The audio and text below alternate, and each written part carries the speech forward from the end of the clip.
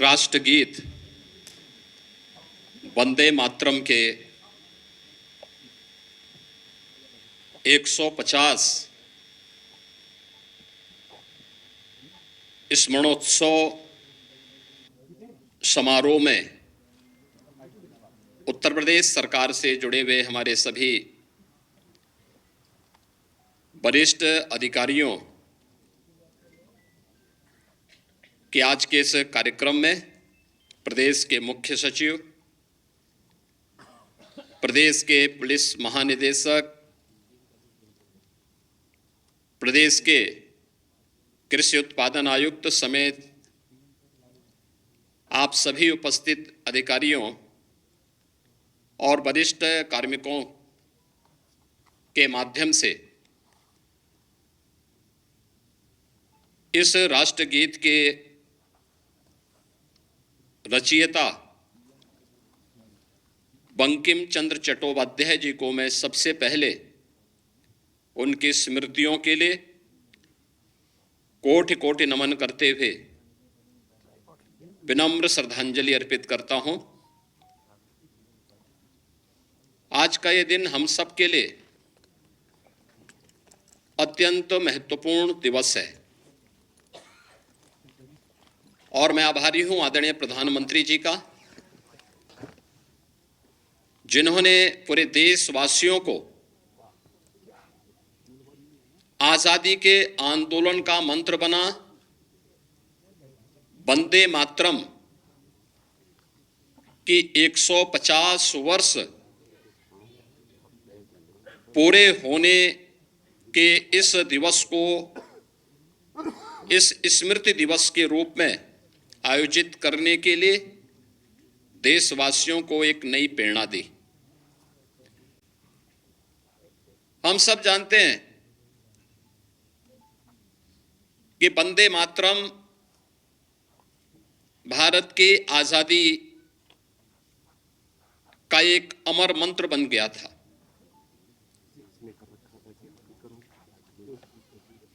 उस दौरान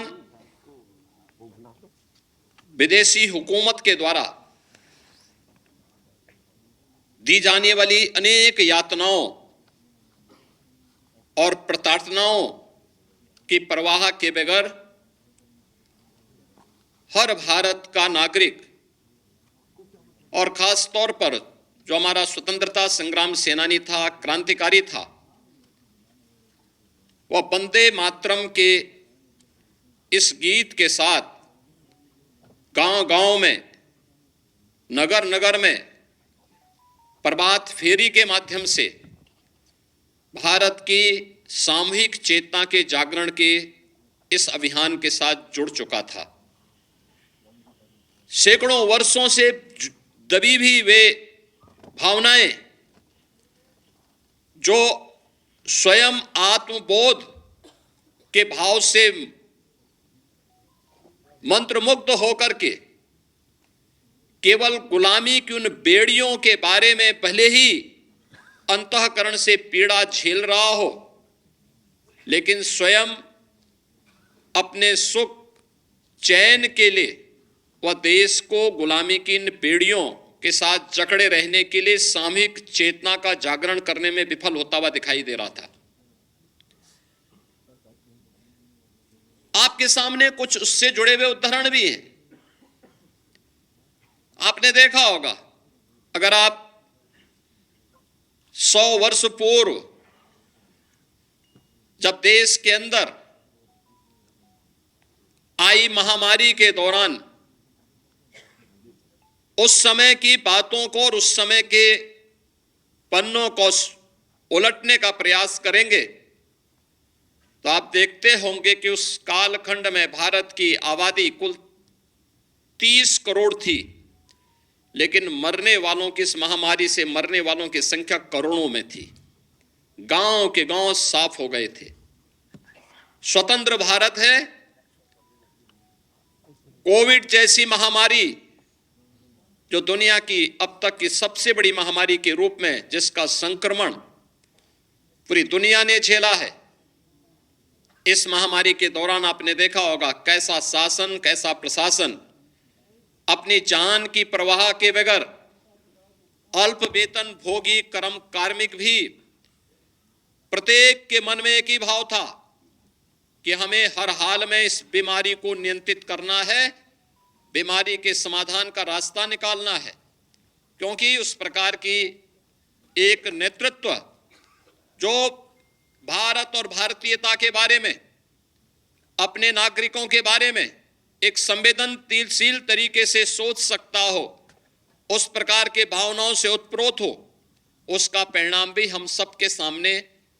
आया था। 1875 में रचा गया यह गीत कैसे देश के अंदर आजादी के मंत्र को आगे बढ़ाने में सफल हुआ, यह किसी से छुपा हुआ नहीं, यह केवल एक आजादी का गीत नहीं रहा। इसमें किसी एक व्यक्ति, किसी जाति, किसी मत, किसी मजहब, किसी क्षेत्र या किसी भाषा को लेकर के, अक्सर आप देखते होंगे कि इस प्रकार की रचनाओं में, इस प्रकार की कृति में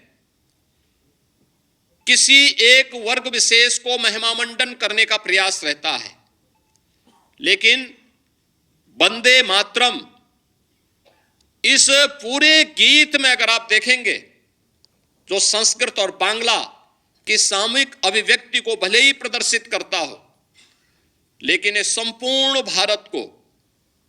एक राष्ट्र माता के भाव के साथ जोड़ने का एक ऐसा अमर गीत बन गया जिसने भारत की शाश्वत अभिव्यक्ति को देशवासियों के सामने प्रस्तुत किया था। ये वही भाव था जो भारत का वैदिक वाक्य कहता है कि माता भूमि पुत्रोहम पृथिव्या। यह भाव कैसे सहज और सरल तरीके से प्रत्येक भारतीय के मन में इसकी अमिट छाप छोड़ी जाए, वह उस रूप में हम सबको देखने को मिली।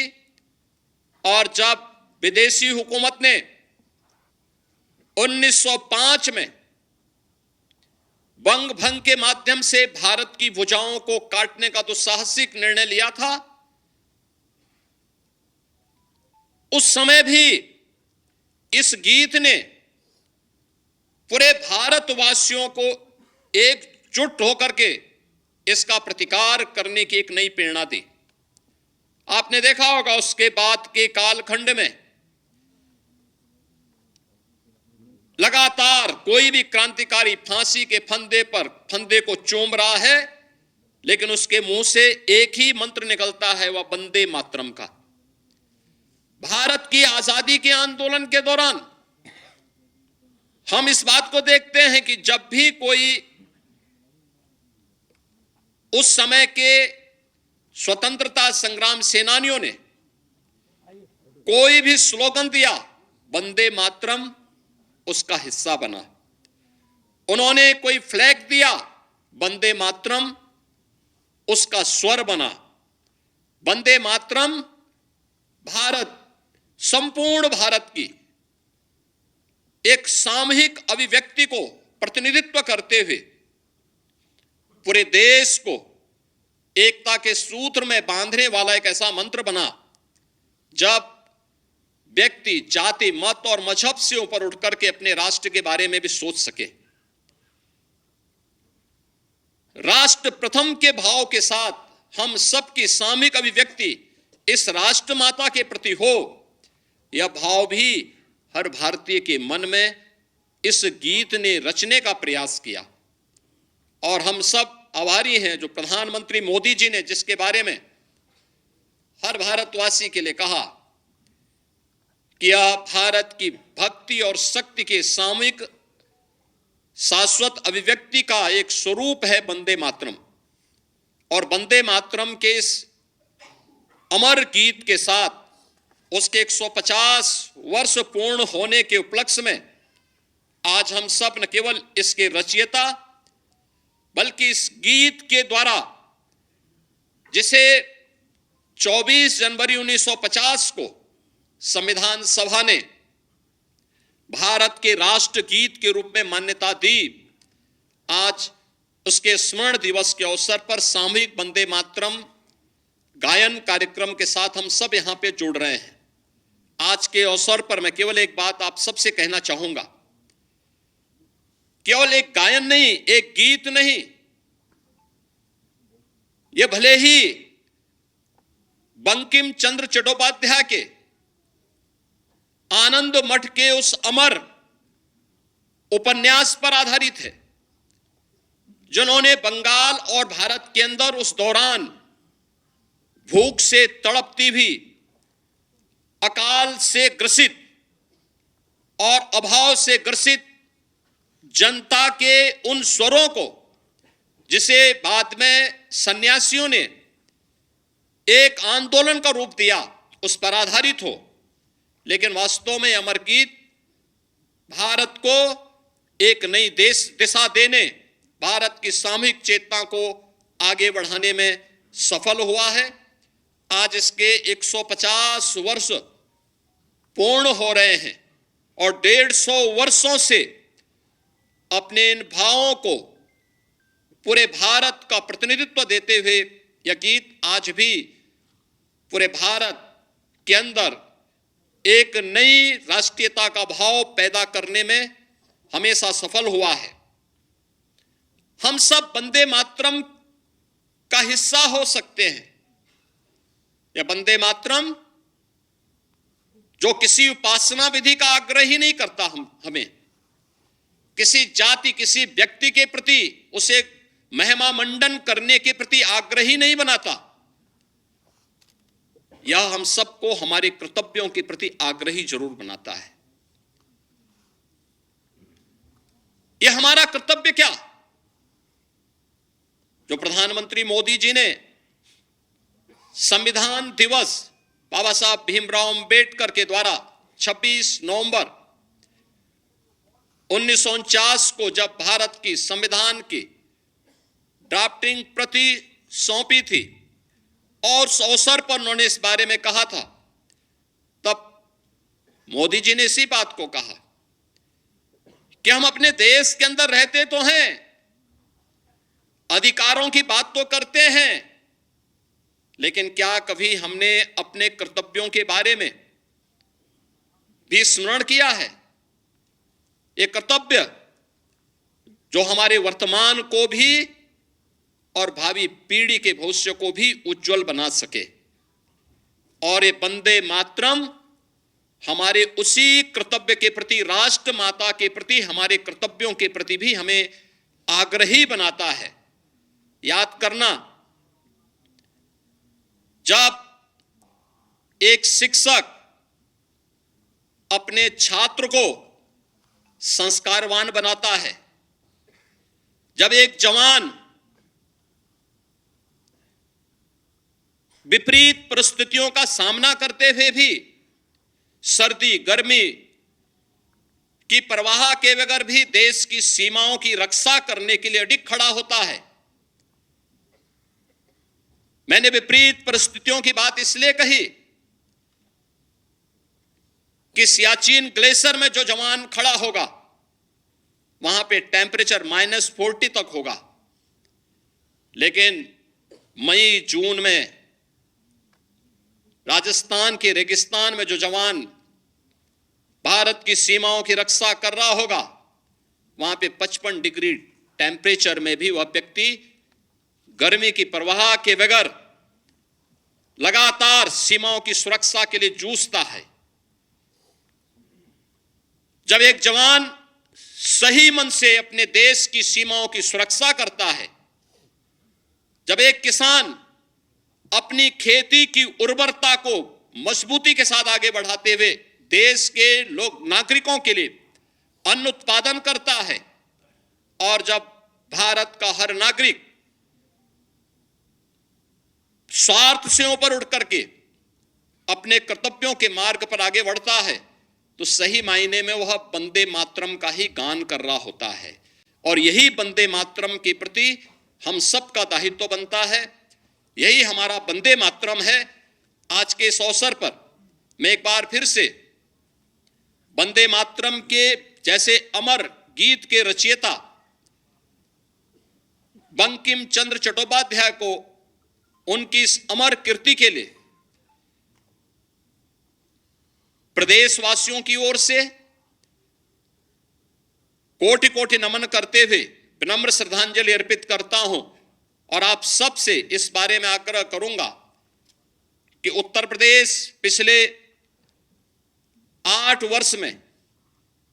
जिन ऊंचाइयों की ओर अग्रसर हुआ है, यह हमारे कर्तव्यों की ही एक अभिव्यक्ति है और यह उस अभिव्यक्ति को आगे बढ़ाने के लिए जो वंदे मातरम के माध्यम से हमारे पूर्वजों ने हमें दिया था, उन सब के प्रति हम सब की विनम्र श्रद्धांजलि भी है। मैं आज के इस अवसर पर एक बार फिर से पूरे प्रदेश वासियों को वंदे मातरम के 150 वर्ष पूर्ण होने पर आयोजित इस स्मृति महोत्सव के कार्यक्रम में हृदय से बधाई देता हूं और इस कृति के अमर रचयिता बंकिम चंद्र चट्टोपाध्याय को विनम्र श्रद्धांजलि अर्पित करता हूं। धन्यवाद। जय हिंद। बहुत बहुत धन्यवाद माननीय मुख्यमंत्री जी। वास्तव में आज का यह कार्यक्रम भावनाओं से भरा हुआ है, संवेदनाओं से भरा हुआ है और वंदे मातरम उसी भावना, उसी संवेदना और उसी पहचान की भूमिका है। और अब समय है वंदे मातरम के सामूहिक गायन का।